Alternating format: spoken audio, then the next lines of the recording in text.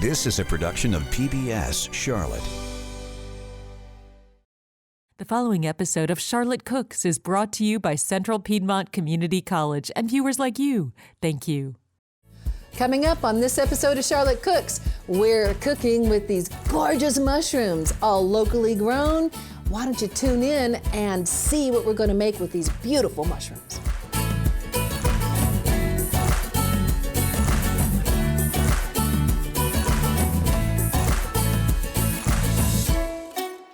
Welcome to this edition of Charlotte Cooks. I'm Chef Pamela Roberts, and today we have a real treat for you.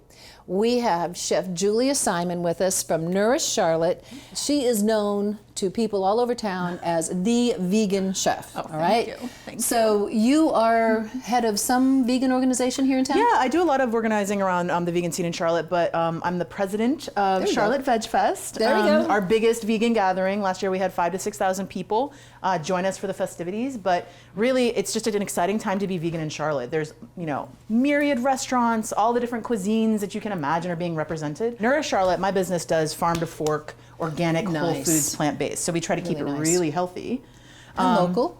And local. We're big proponents of local growers of all things. Mm-hmm. But mushrooms are a really interesting meat substitute, right? So when vegan chefs do cooking, we talk a lot about meat substitutes. What are we substituting for the protein? So mushrooms are beautiful because they're good for you. Yeah, they are. So they're whole foods, right? Yeah. So we're going to do some really interesting things with mushrooms today. I'm really excited So to you show got you some really cool mushrooms sitting right here on the plate. Mm-hmm. Tell us about, look at this.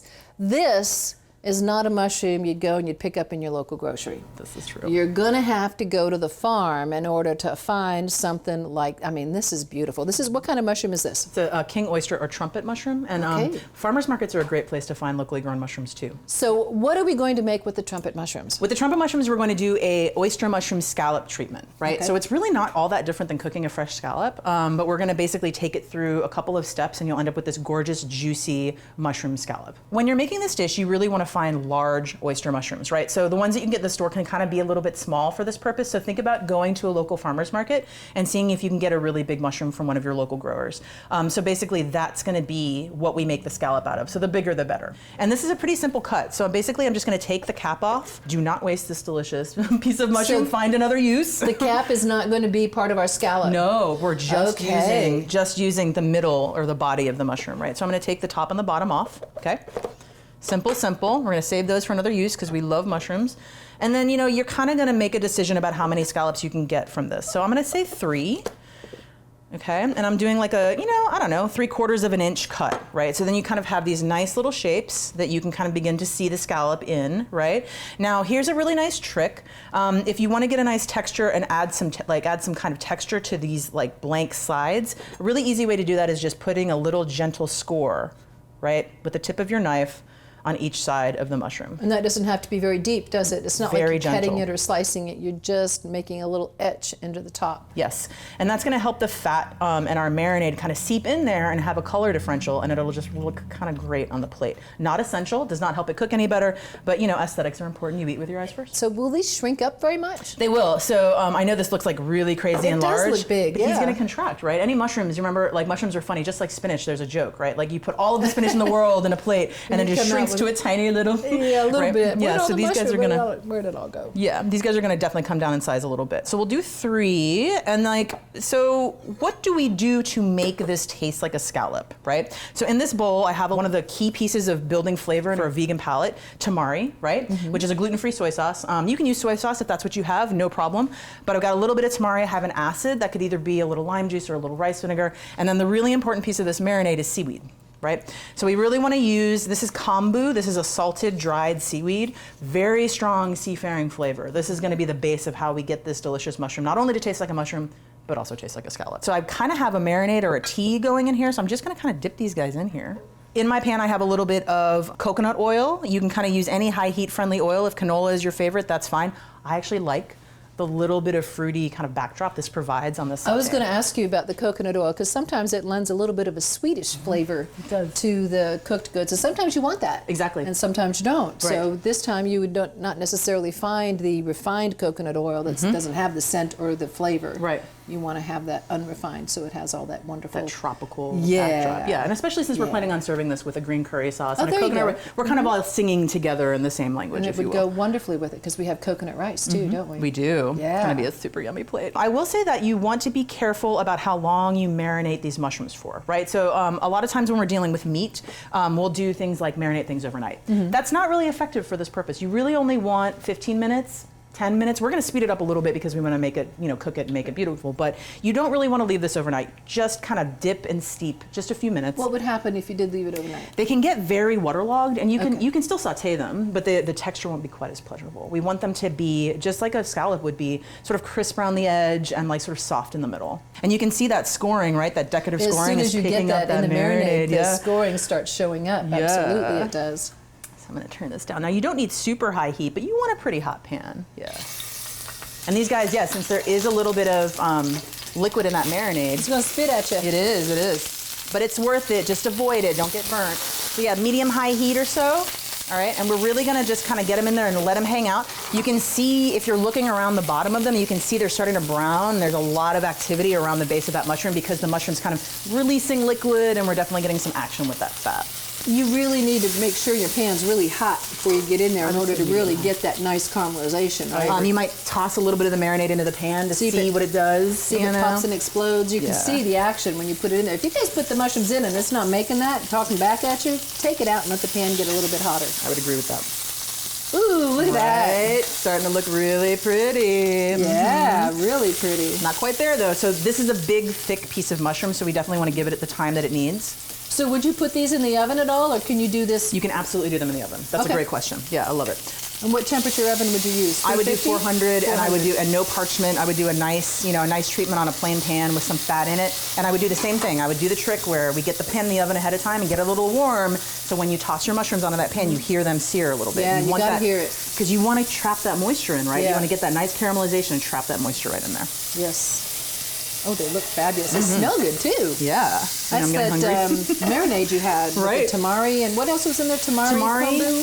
Tamari kombu is the really important part, and then maybe a little Some rice vinegar acid. or a little acid, right? Okay. And that'll kind of help treat the mushroom protein and change it slightly. Now, if you're choosing the rice vinegar, would you use a seasoned rice vinegar or Great an unseasoned question. rice vinegar? I don't really know. I think you can use your taste. Either one. Remembering that seasoned rice vinegar typically has refined sugar in it, so if Yes. that's something you're trying to stay away from, Right. then maybe just unseasoned. And the that way is to go. really a good point because seasoned rice vinegar really does have sugar in it, and also having sugar in the marinade would contribute to a little bit more burning in the pan. That's true, caramelization. So just be careful of that, and just be aware that it says right on the label Yes. whether it's seasoned or not. And these look really good to me. They're going to be most delicious right now too. You can see their texture is gorgeous. They're little bouncy. Yeah. You can see that the middle is a little wetter, like a little more moist than the outside edge. We've done a really great job of caramelizing them. They're ready to go. Now, you can make these ahead. They will be how would you most. hold them? You would chill them and then you would bring them back to life in an oven. You would gently reheat. I would not put them back in the pan. But this moment is when they're most delicious. Yeah, if you've got the time, pan fry and serve. So much more delicious. to go with these, we're going to make a curry sauce. We are. Is that right? Yes. So get over to the blender, and I'm going to give you your ingredients for the curry Thank paste. And you. what do we have here? Basically, we have ginger, so whole ginger, and I peeled it. The only reason to peel ginger is because of the texture of the skin. It's not going to make things taste strange, like leaving carrot peels on can be a really bitter process. So you can, kind of up to you. I like to remove it. I like a smoother curry paste, right? So we're going to put. It's kind of like leaving the skins on tomatoes. Yes, You I know, always it kind of leave leaves skins. that I'm little so lazy. thin, and sometimes you want to take it off, sometimes you do. Yeah, a little shallot or onion. So shallots are definitely the more traditional ingredient, but today we have a little white sweet onion. Throwing that in there. We're gonna do a little bit of garlic. That's about 10 cloves of garlic. If garlic is not your jam, pull back on the garlic a little bit. And then I went ahead and minced, and it could be, I know it's kind of weird putting something minced into a blender because you're like, that's what the blender does, Julia. But if you don't take lemongrass down a little bit before blending it, what you'll end up with is a whole bunch of hair, and like your blender will be kind of yelling at you, and you'll be like, why? And it's because it's just spinning around the base. Lemongrass is extremely fibrous. Yes, it is. Ditch that guy in there.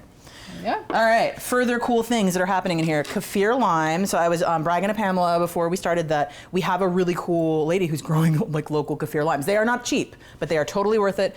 And if you can get them fresh, you will notice the difference. Just super aromatic, punchy, gorgeous, almost citrusy, just lovely.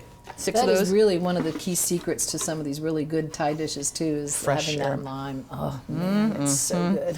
And I'm doing the same thing right here, right? So we could be using ground coriander, but we're using whole coriander Coriander because it will be punchier, it'll be more aromatic. And I'm actually not going to use all those. I'm going to use most of them. Those of you who don't know, coriander seeds come from the cilantro plant.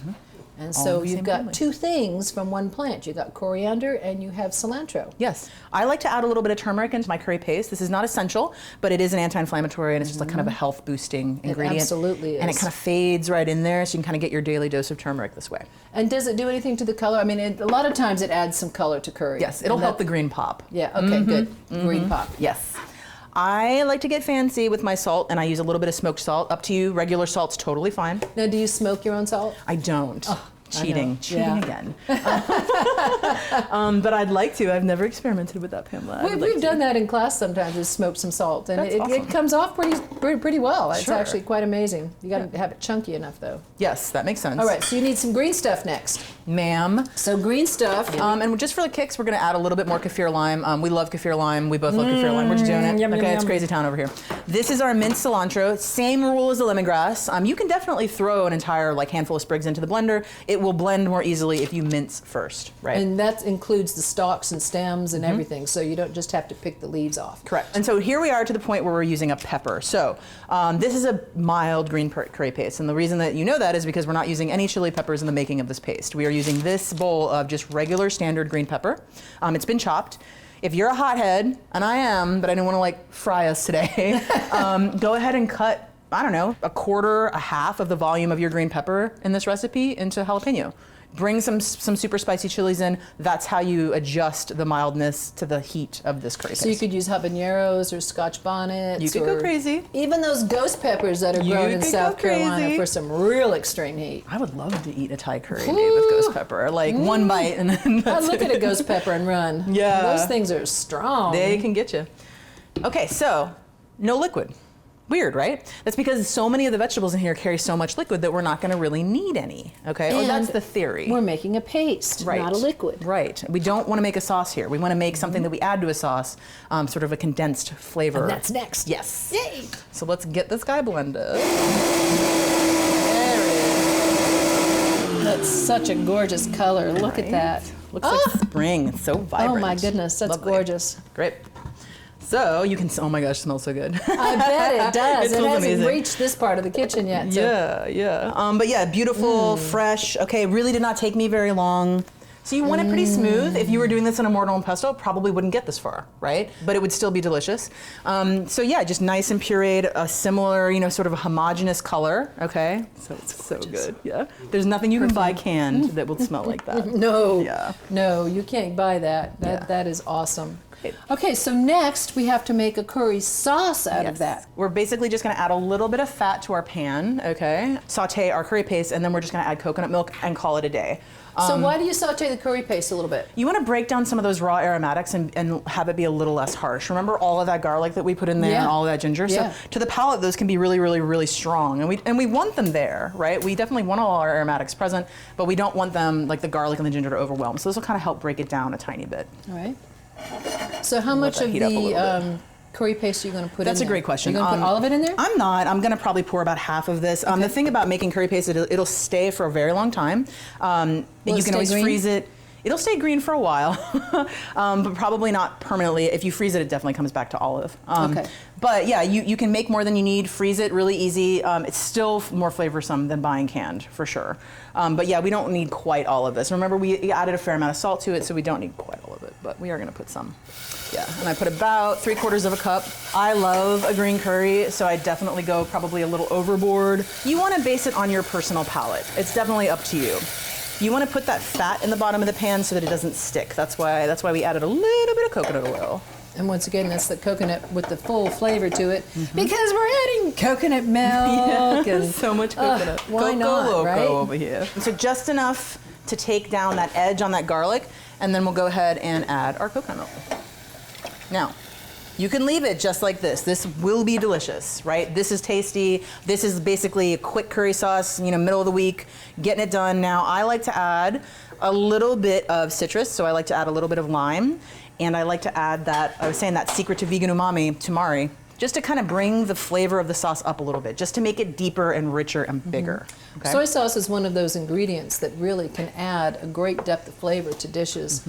Even to salad dressings, for crying out loud. It's really quite amazing when you add a little bit of soy sauce to something, how much it can alter and enhance the flavor. So you want to be careful with how much tamari you add to this, though, because you don't want to take this to brown. No, that would be, that's why you have to be kind of deliberate about it. You want it to be one of those ingredients that people can't detect. Right, exactly. Yeah. I hide it in everything. It's ridiculous. It's a good one to hide. Yeah, for sure. Now, if you are trying to stay away from soy, there are things on the market you can use instead. Coconut aminos. There are other soy sauce building methods applied to something other than soybeans, right? Coconut, for instance. Right. There are some alternatives, but nothing's quite the same. And isn't that the truth? You can have substitutes, but it's quite the same as tamari. And I love a tamari because it's free from wheat, and Nourish cooks very gluten-free. So we definitely stick with tamari. Now, so your company sticks to gluten-free cooking? Oh, that's wonderful. Certified gluten-free kitchen. There you go. Awesome. So I want to talk a little bit about anytime we're working with coconut milk. Okay, we need to be a little bit careful. So coconut milk wants to break. Yes. Yes. And coconut milk, like any dairy like substance, will break at high heat. So you basically just want to take it right to the edge of the temperature that you'd like it. If you simmer it for a long time, you'll see the fat break away from the liquids, and it'll be very strange. It's like when you pour milk into a hot cup of coffee and everything's this weird cloud. So just got to be pretty careful about that. So you can see the edges are simmering. You can see that it's hot. Pretty happy with that. I'm probably just going to cut the heat. You could take this further and do maybe some kaffir lime and some lemongrass ahead of time before you put the coconut milk in, but since we made our curry paste from scratch, this is going to taste amazing. There's no way that it won't. All right, so what can we do to make this even more special? We can add a third element. And what's our third element? Coconut rice. Coconut rice! The best rice We have ever. some coconut rice. Now, how would you make coconut rice? And I know, I kind of cheated you guys, I'm sorry. I went ahead and made this ahead of time. But you just want to basically get a fresh rice. In this case, we used jasmine. You could use basmati, you could use regular long grain, and you basically just very carefully, either in a rice cooker or you can do it on the stovetop, just low heat.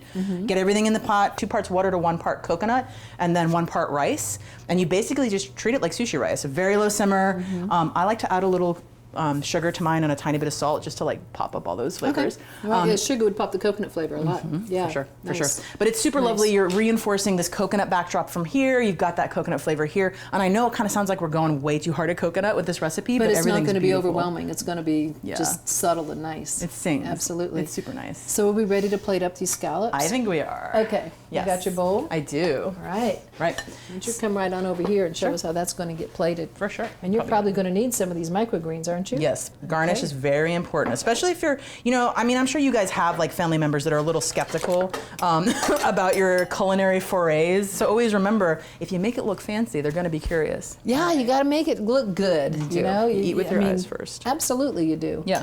So, if you're plating, always a good idea or always a great technique is to kind of start asymmetrically. If you want to make it look like a modern plating technique, bring the rice off to the side. Don't just pile everything in the middle, right? So I'm going to get my rice just like that. And then I'm gonna hold my bowl steady and just pour this lovely gravy, all right? This is basically Thai gravy into the side that is not where the rice is. That looks so good. Right, so we've got visuals, we can see our rice, we can see our gravy, right, our Thai gravy. And then we're just gonna gently lay our, look at how beautiful and juicy that scallop is. So great. Oh, look at that. Oh, they're gorgeous. They're very nice. They're gorgeous. Just put that little guy's edge right in there. And then, like we said, eat with your eyes first. So these are some little baby basils. It's a really nice flavor with the coconut. It's kind of Thai basil-y, which is definitely part of the Thai repertoire. And you might just put a couple little green guys too, just for kicks. That looks Little gorgeous, pea Julia. shoots. Thank you. I'm very happy with that. That's gorgeous. This is definitely a date night meal. There you go. Company's coming. Let's have scallops. So we got more to make with these mushrooms, though, don't we? I know, that was just the stalk of one. Yeah, right? What's okay, next? that was just the stalk of one. I mean, look at these mushrooms that we have. So next you're going to show us how to do what we call pulled pork, but it's not pork at all. It's mushroom. And better for you. And a whole lot better tasting, I bet. So now, how do we do this? We're gonna get a little fancy, and we're gonna smoke our mushrooms. It's really easy. I feel like it's one of these techniques that we kind of think of as really, really fancy stuff, difficult to do, but you can do it in any old grill. We're using indirect heat, super easy to do, and really mushrooms are like that, right? So if you were smoking pork, it might be an overnight process, but with mushrooms, because they're so fibrous and spongy, it's really more 10 minutes, 12 minutes, and then just, got some notes on what kind of woods to use, but very easy to do. Don't be intimidated, okay? And then once we have them to this state, right? They look great. They're beautiful, they're large. Once again, the ones that you might get in the store might be a little bit smaller, but that's okay. Right, so show us this technique, Julia. Yes, ma'am. So you've got your beautiful whole smoked mushroom. It's kind of difficult to do if you leave the cap on, so we might, just like we did with the scallops, take the cap, the top and the bottom off and kind of reserve those. I like to mince these because when we're talking about meat substitutes, we want a variety of textures. That's how we get them to be convincing. There we go. But really the big piece of this technique is just getting your fork out and kind of going at it, all right? So we're basically striating the protein with a fork. And you see how it's kind of coming apart? Oh, look at that. Yeah. Huh. That's pretty good. Yeah, so you're getting all these almost like string cheese a little bit, it comes apart kind of fibrously. You might break it up a little bit with your hands and with your fingers, but you want that variety of textures. If you're eating pulled pork, you're getting all these different shapes and textures. Same. Exactly. Right. You don't want it to be homogeneous. I love that technique. That's awesome. So we've got this nice little pile, right, of kind of striated pieces. I might break a few up with my hands, and then you might just put like a quick mince, right? Just put a little dice on those guys. We don't want to waste them, and that variety of texture is key. Great. Super simple, super easy. Right. Okay, so beautiful, beautiful. We might get them in a bowl, marinate them a little bit. So I like to use a little tamari or a little coconut aminos, a little bit of nutritional yeast, a little bit of fat, right? Get them in an oven, bake them about 20 minutes, pull them out, and then you've got these beautiful, very meaty looking textured mushrooms, all right? So this is 3 caps of smoked mushroom that we baked a little bit in the oven. We'll include that marinade recipe. They look good, they look nice, but they don't look like barbecue quite yet, and that's because we have a finishing technique to apply. So in this little skillet I have a little bit of coconut oil, love that coconut oil, and then 2 onions that have been thin sliced and caramelized. Once again, going for that textural difference. We want those big different shapes. We want shapes to be different in the mouth. Mouthfeel to be really interesting when we're talking about meat substitutes. So I'm going ahead and adding my smoked king oysters that have been baked. See how stringy that is? Pork. Yeah, and you've already applied 1 level of vegan umami flavor by smoking them, right? So we're just gonna kind of finish it. All right, low heat. There's a lot going on here. We don't want to burn anybody. We just want that caramelization. We're mixing those beautiful caramelized onions, right? That nice golden caramelization with our roasted mushrooms. We're going to turn the heat up a little. It's beautiful, Julia. Thank you. It smells nice too. It really does smell great. Super it's amazing savory, how super much delicious. of the smoke flavor, the smoke aroma comes out when you start cooking them up and getting them nice and hot. Absolutely. And you want to be careful when you're smoking anything that's a vegan protein. Doesn't really stand up all that well to mesquite. Some of our harder, more resinous woods really will overwhelm the flavors, as you can imagine, because they're so resinous, so dense in flavor. So, use apple woods, things that are a little lighter, okay? All right, so you can hear it simmering. It's sounding really nice. We've got a little homemade barbecue sauce here now. This is a North Carolina barbecue sauce. We've got a vinegar base, a little bit of tomato, and a little bit of maple syrup. And we're basically just using the residual heat from caramelizing those onions to reduce that barbecue sauce down and get it to coat our gorgeous protein. You guys can see it simmering nicely in there. You're just kind of removing that water from the sauce and heating everything through really nice. It smells so good. Yeah. The smoking and the baking are what did the work in this recipe. Great. Smells nice. It really does. All right, so we're gonna move that guy that's out. ready. Yes, that is ready to serve. You can do sliders with that. We've got 2 different techniques. We're actually gonna do a little bit of taco Why don't we do building. a little bit of a taco thing? That looks fabulous. Super good stuff. Thank you. It smells amazing. And you can kind of do whatever you'd like. I like a little pineapple salsa in here. There's a whole bunch of fresh minced cilantro in there, some lime and some jalapeno because I like a little bit of kick to set off that flavor set. We've got a lot of sweet and umami going there, so a little bit of heat's really beautiful on top of that. Why don't you put a slider right there? Show them how to put a slider together. Great, and the same protein, right? You can use this for multiple things. You can fold this into mac and cheese and it's delicious. There's lots of things that we can do with this recipe. But this is just a little toasty slider bun, right? Very simple. We're gonna put a little bit of slaw, right? And that's because barbecue pork is good with slaw. It is. And that's just a little bit of, mayonnaise, very simple slaw, very simple southern slaw. And then we're just gonna put a little bit of our barbecue on top, darlings. And that guy is ready for a very safe picnic. Julia, this is really eye-opening. And I really do hope that some of you guys out there will try some of these vegan recipes and not even think about it as being vegan, but think about it as being delicious and flavorful, because that's what all of our meals should be. You can find our recipes at pbscharlotte.org, or you can send me an email, and my email address is pamela.roberts@cpcc.edu, and I'd be happy to send you a copy of the recipes. Don't shy away from this, guys. Find your local mushroom purveyor and go get some trumpet mushrooms. Go get some beautiful oyster mushrooms and make these, and then write to me and tell me, and tell Julia too, because I can get back in touch with her, how delicious these are. So thank you for watching this episode of Charlotte Cooks, and we'll catch you next time.